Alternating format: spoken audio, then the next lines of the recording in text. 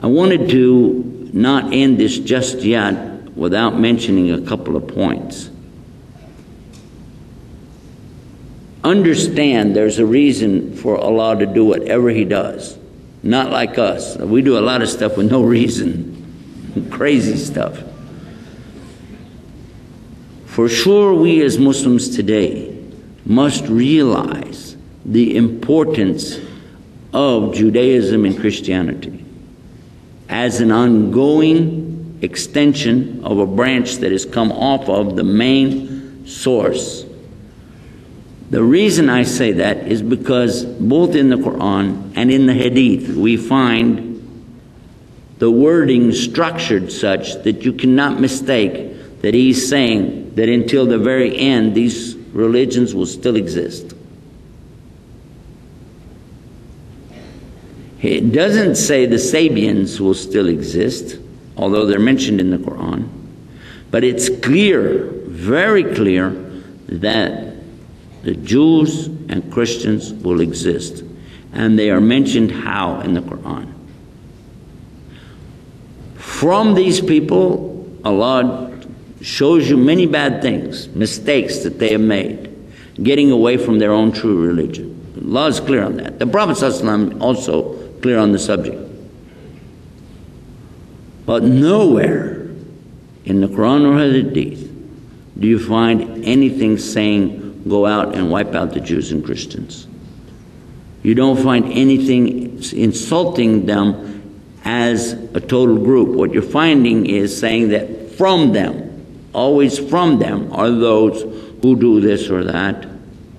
The concept of being a Christian and getting away from mainline submission to God, maybe. But look at the statement that we have in chapter 3 of the Quran, Surah Al-Imran, verse 110. The first part, most of you have heard it many times, especially anybody who works in Dawah, anybody that's been around the Jamaat al-Tabligh, who are people working in Dawah. And you've heard this verse so many times. أعوذ بالله من الشيطان الرجيم كنتم خير أمة أخرجت للناس تأمرون بالمعروف وَتَنْحَوْنَ عَنْهِ الْمُنْكَرَ وَتُؤْمِنُونَ بِاللَّهِ. But did you know that's not the end of the verse? How many of you knew that's not the end of the verse? It's not. وَاللَّهُ أَمَانَ أَهْلُ الْكِتَابِ وَاللَّهُ أَمَانَ أَهْلُ الْكِتَابِ لَكَانَ خَيْرٌ لَهُمْ.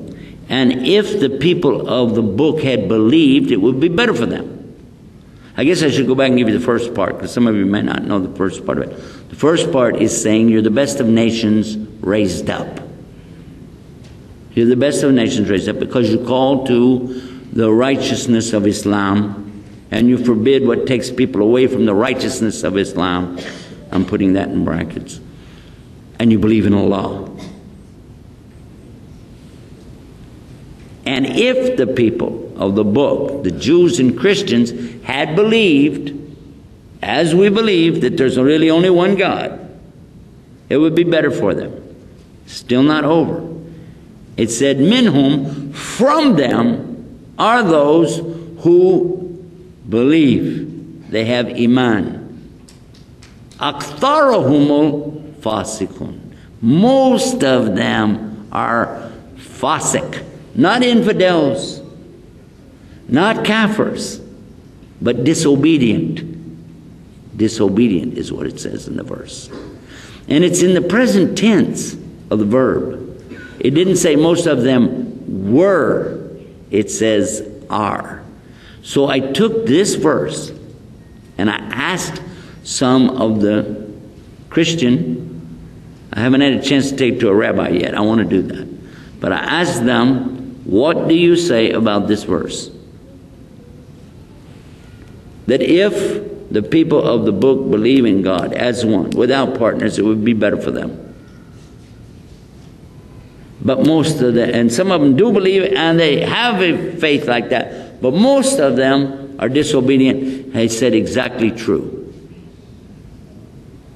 Because these pastors, ministers, they know that many people claim to believe, But when it comes to the 10 Commandments, for instance, they don't worry about it.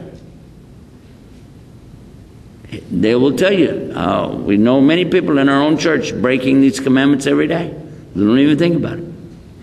Even some of the priests, some of the pastors, bishops breaking these commandments.